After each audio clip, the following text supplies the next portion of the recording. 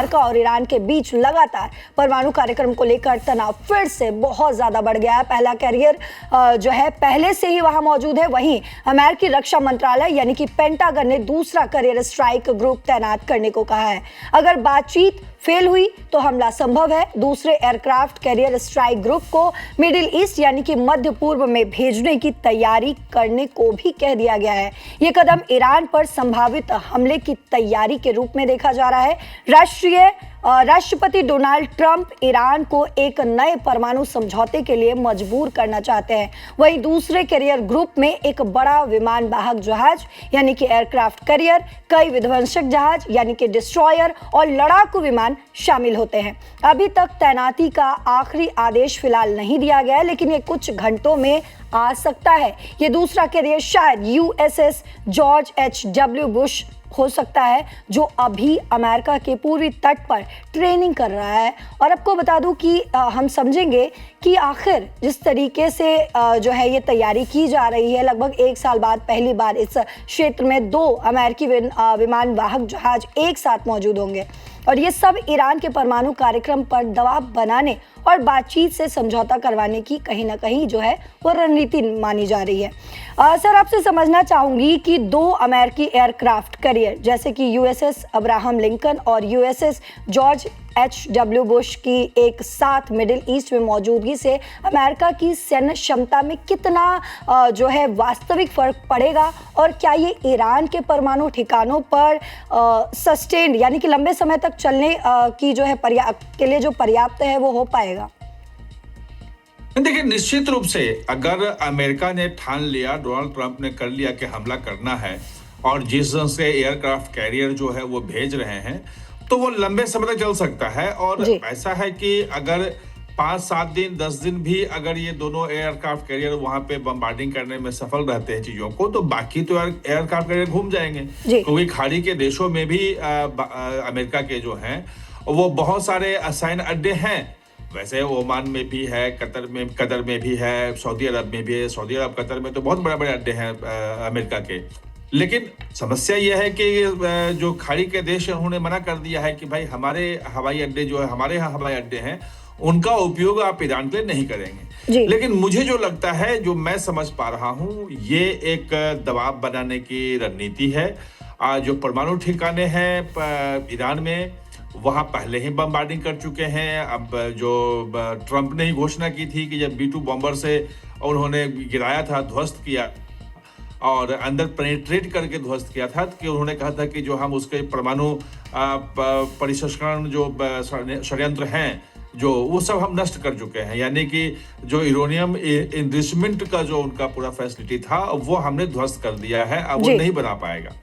लेकिन अब नई बात आ रही है, जो इसमें आ रहा है कि अगर उसके पास टेक्निक है और बाकी चीजें हैं तो फिर कर सकता है वो। और यूरेनियम का प्रसंस्करण उतना मुश्किल अब नहीं है, क्योंकि टेक्निक वो जानता है।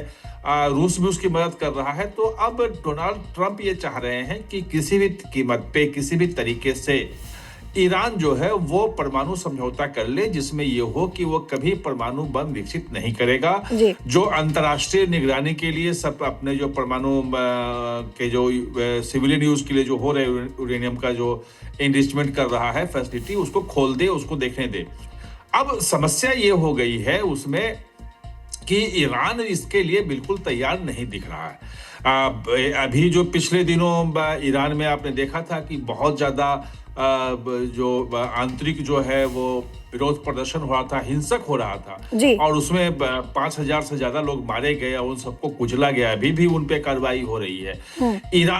अमेरिका को लग रहा है कि अभी चूंकि ईरान की आर्थिक स्थिति बहुत खराब है और नए सिरे से सैंक्शन भी लगा दिया है उस पे। आपने देखा है कि चाबहार पोर्ट का जो फ्री किया हुआ था भारत को, वो मार्च में खत्म हो जाएगा। भारत अब चाबहार पोर्ट को विकसित करने के लिए जो पैसे लगा रहे थे इस बार बजट में, एक पैसा उसके लिए आवंटित नहीं था। पिछले साल लगभग 400 करोड़ रुपए का आवंटन था उस पे। यानी कि एक बड़ा जो है वो वहां पे खर्च करके, और चाबहार पोर्ट जो कर रहा था वो लाइफ लाइन थी उसकी ईरान की, तो पूरी तरह से उसके इकोनॉमी को चौक कर दिया है। वो पता है ट्रंप को, अमेरिका को, कि इस वक्त आर्थिक स्थिति बहुत खराब है। 80-90% तक जो है वो वहां पे इन्फ्लेशन चला गया है, उसकी जो मुद्रा है रियाल, उसकी कीमत गिर गई है। बोला वो बहुत स्थिति खराब है वहां पे, क्या कह सकते हैं, ईरान की।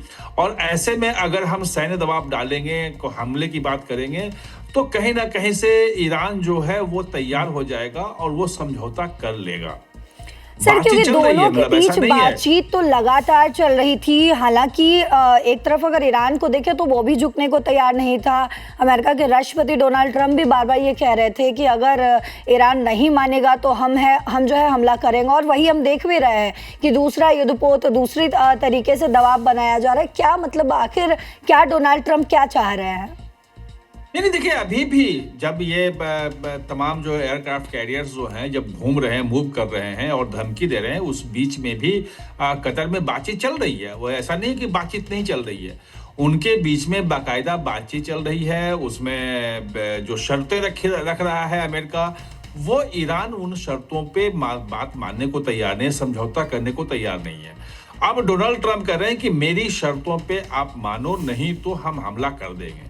जो डोनाल्ड ट्रंप की जो अभी तक रही है चीजें कि वो कहते हैं तो कर भी देते हैं। जो वेनेजुएला का जो उदाहरण हमारे सामने है कि वो राष्ट्रपति को उठा के ले गए, इसके पहले भी जब परमाणु ठिकानों पे जो हमला कर रहा था, इजराइल और ईरान के बीच चल रहा था, और जो खास तौर पे जो बंकर में बने हुए थे, लगभग 600 मीटर 700 मीटर अंदर बंकर में जो परमाणु इन्वेस्टमेंट का, जो यूरेनियम इन्वेस्टमेंट का जो बना रखा था फैसिलिटी, वो तो वहां पे बंकर में अंदर जाकर के विस्फोट करने की क्षमता इजराइल में नहीं थी। और B-2 बम्बर भेज करके वो उन्होंने अमेरिका ने किया था। तो अब डोनाल्ड ट्रंप कर सकते हैं और ये धमकी दे रहे हैं ईरान को। और निश्चित रूप से जो खाड़ी के देश हैं वो भी दबाव में हैं कि अगर लड़ाई छिड़ गई यहाँ पे तो स्थिति ठीक नहीं रहेगी, उसमें फिर प्रॉब्लम आ सकती है। मतलब पूरा खाड़ी देश जो है अव्यवस्थित हो जाएगा।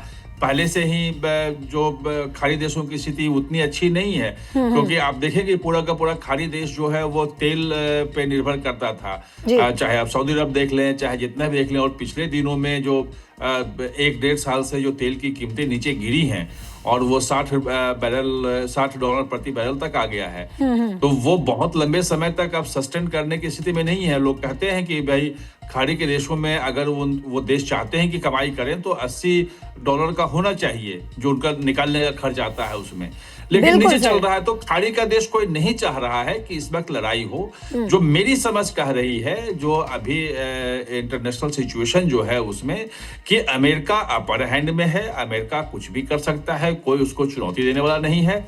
और ये जो मनमानापन है ट्रंप का, वो ही धमकी दे रहे हैं। और वो धमकी दे करके और वो चाहते हैं कि वो झुक जाए। ये धमकी उन्होंने ग्रीनलैंड पे, आपको ध्यान है कि दी थी कि भाई वो ग्रीनलैंड पे धमकी उन्होंने दी कि हम उसको हथियार लेंगे, वहां पे हम सेना भेज रहे हैं, हम टैरिफ लगा देंगे। यूरोप नहीं झुका तो ना तो वहां सेना गई, ना उन्होंने टैरिफ लगाया, जबकि 1 फरवरी से टैरिफ की बात थी। तो ये धमकी है, ये किस रूप में जाएगा कुछ कह नहीं सकते हैं, क्योंकि वेनेजुएला में है कि जो धमकी दिया वो कर दिखाया, वहां के राष्ट्रपति को उठा के ले गए। अब ईरान पे पहले भी बम गिरा चुके हैं, वो 1 साल पहले ही गिराया उन्होंने, 1 साल भी नहीं हुआ उसके। तो वो बिल्कुल सर, तो आने वाले समय में ये समझ में आ जाएगा जिस तरीके से डोनाल्ड ट्रंप जो है ईरान को बार बार चेता रहे हैं, बार बार वो पहले से ही एक जो युद्धपोत है वहाँ पे लगा हुआ है और दूसरा भेज रहे हैं। यानी कि अगर डोनाल्ड ट्रंप की हिस्ट्री हम देखते हैं तो किस तरीके से वेनेजुएला को लेकर देखिए, ग्रीनलैंड को लेकर देखिए, तो वो जो कह रहे हैं वो कर रहे हैं। लेकिन क्या ये सिर्फ दबाव बनाने वाली बात है या फिर जो है सच में डोनाल्ड ट्रंप जो है हमला कर देंगे, ये देखना होगा।